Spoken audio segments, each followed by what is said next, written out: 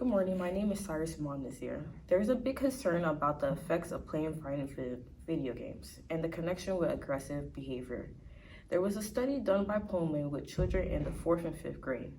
Most of the kids preferred the violent video game over the others. One other study was shown that out of 120 hours a week, children spend on average 34 hours in that week on their video games. The relationship between what children play and watch is showing a big impact on aggression levels and the kids wanting to be antisocial and possibly falling into depressive states. Children get so zoned into these games, they try to become the character, possibly connecting violence in the game to violence in their mind. Let's go out in the field and see some opinions on these violent video games. Hello, good afternoon. My name is Ashley. We're here at IRC Pruitt campus interviewing Miss Annette, I'm one of the advisors here. Okay, here we are. Do you think violent video games affect kids' behaviors? Well, I'm not an expert on psychology or behavior, but I am an expert parent because I raised two boys and one of them did like to engage in violent video games. Not that I purchased it for him, but he bought it with his own money. And it did affect his behavior, where we had to bring him back in sometimes. You know, he was up all night playing those games. He's a little bit excited. Okay.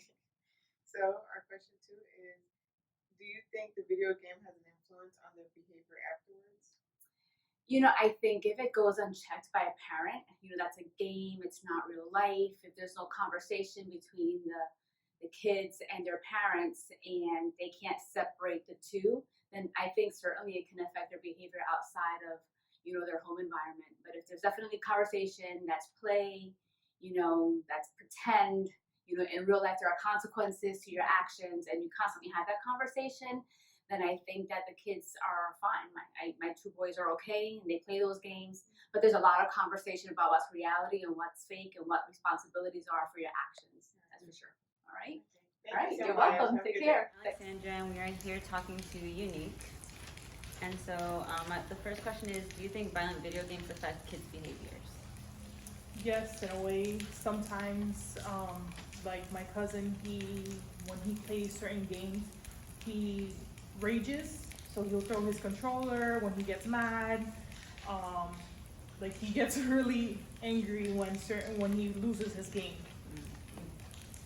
The more realistic the game is, would that affect how much the child's behavior changes? I would say yes, because the more realistic it is, the more violent a kid gets as when they think it's reality. So if you say a VR, how it looks so realistic that you can almost touch it, and if it's violent, the child might act the same way because they think it's in real life. Okay, well, thank you so much. 30 years of video game research has been conducted studying if violent video games induce aggression or hostile thoughts. There has been discussion whether the realism of the game has effect in aggression. For example, Grand Theft Auto, Call of Duty, and sports games would be more realism other than Minecraft and Fortnite being more non-realism. Hi, I'm Kaylie, and I'm here at the neighborhood Walmart with Tiffany. The purpose of these studies done by Pullman and Barrett is to test if the more children play violent video games, the more likely they are to lash out in aggression. Some results have shown that there is a strong relationship to the violence and the gender of these children, saying that if a boy plays, he is willing to be more violent than if a girl plays. And it's also shown that boys play more often than girls do. So, do you believe that violent video games have an effect on children's behavior? I don't think video games necessarily have an effect on children's behaviors, but I do think as far as allowing kids to play video games might affect their behavior.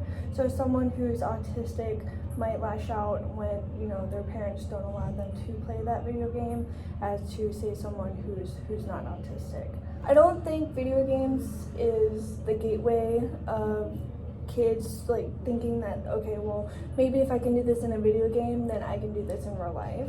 Because like, I don't know, kids do feel sympathy and empathy, so they feel like, oh, the loss of someone or whatever.